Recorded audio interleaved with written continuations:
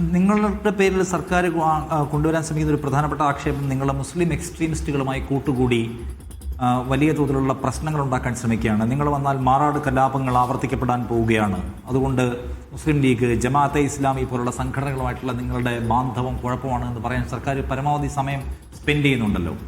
അത് ഒരു കൺസോളിഡേഷൻ ഉണ്ടാക്കും നിങ്ങൾക്കെതിരായിട്ടെന്ന് ഭയപ്പാടുണ്ടോ? കേരളത്തിൻ്റെ മുഖ്യമന്ത്രി നമ്മുടെ സമൂഹത്തെ ഡിവൈഡ് ചെയ്യുക.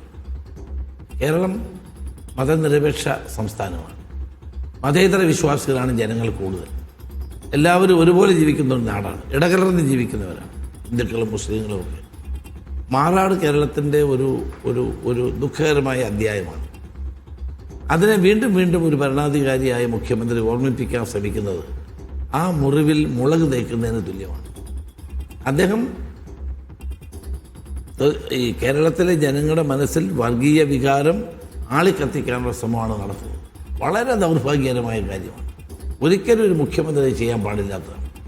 കഴിഞ്ഞ ഉമ്മൻചാണ്ടി ഗവൺമെൻറ് ഞാൻ ആഭ്യന്തരമന്ത്രിയായിരുന്നു. ഏത് കലാപം ഉണ്ടായേ? കേരളത്തിൽ ഏത് കലാപം ഉണ്ടായേ? ഏത് പ്രശ്നമാണ് ഉണ്ടായേ? ഇന്ന് നിങ്ങൾ വൈകുന്നേരം 10 മണിക്ക് എല്ലാ ന്യൂസ് ചാനലും എടുത്തു നോക്കിയാൽ ക്രൈം സ്റ്റോറികൾ വരുന്നുണ്ട്. കേരളത്തിൽ ഇതുപോലെ ക്രൈം ഉണ്ടാകുന്ന ഒരു കാലം ഉണ്ടായിട്ടുണ്ടോ? ഇവിടെ കലാപങ്ങളും പ്രശ്നങ്ങളും ഉണ്ടാകുന്നത് സമാനമായ സാഹചര്യം കേരളത്തിൽ ഉണ്ടാകുന്നുണ്ട്. അതിനെ നിയന്ത്രിക്കാൻ മുഖ്യമന്ത്രി കഴിയുന്നുണ്ടോ? മദ്യവും മയക്കുമരുന്നും ഒഴുകുകയാണ്. നിയന്ത്രിക്കാൻ മുഖ്യമന്ത്രി കഴിയുന്നുണ്ടോ? ആളുകളെ വെട്ടിക്കൊല്ലുകയാണ്. അമ്മയെ മകൻ വെട്ടിക്കൊല്ലുന്നു, മകൻ അച്ഛനെ വെട്ടിക്കൊല്ലുന്നു. ഇതെല്ലാം ഈ പ്രബുദ്ധ കേരളത്തിൽ നടക്കുകയാണ്. അപ്പോൾ ഇതൊന്നും നിയന്ത്രിക്കാനോ ജനങ്ങളെ നല്ല വഴിയിലൂടെ നയിക്കാനോ ഗവൺമെൻറ് കഴിയുന്നില്ല. മുഖ്യമന്ത്രി വളരെ ബോധപൂർവം ഭൂരിപക്ഷ വർഗീയതയെ ആളിക്കത്തിക്കാൻ ശ്രമിക്കുകയാണ്.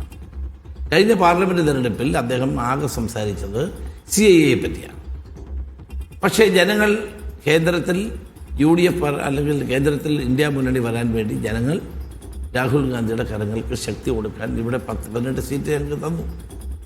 അന്ന് മുതൽ മുഖ്യമന്ത്രി മുസ്ലിം മതന്യൂനപക്ഷങ്ങൾക്കെതിരെ സംസാരിക്കുകയാണ്.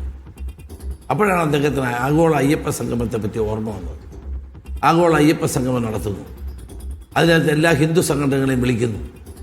അപ്പോൾ ഇനിയും മതന്യൂനപക്ഷങ്ങൾ വേണ്ട, ഭൂരിപക്ഷം മാത്രം മതി എന്ന നിലപാടാണ് ഇപ്പോൾ അദ്ദേഹം കൈക്കൊണ്ടുകൊണ്ടിരിക്കുന്നത്. അതിൻ്റെ പ്രതിഫലനമാണ് മാറാട് ഓർമ്മിപ്പിക്കുന്നത്. AK ബാലൻ എന്താ പറഞ്ഞത്? UDF ഗവൺമെൻറ് വന്നാൽ ഇവിടെ ജമാഅത്തെ ഇസ്ലാമി ആഭ്യന്തര വകുപ്പ് കൈകാര്യം ചെയ്യും. എന്താ പറയുന്നത്? എന്താണ് നമ്മുടെ നാട്ടിൽ നടക്കുന്നത്? മുഖ്യമന്ത്രി അതിനെ അനുകൂലിച്ചു, പാർട്ടി സെക്രട്ടറി എതിർത്തു. എത്ര വളരെ മോശമായ ഒരു പ്രതികരണമാണ് AK ബാലനെ പോലെ സീനിയറായ ഒരു CPM നേതാവിൻ്റെ ഭാഗത്തുനിന്നുണ്ടായത്. അങ്ങനെ ഏതെങ്കിലും കാലത്തുണ്ടായിട്ടുണ്ടോ?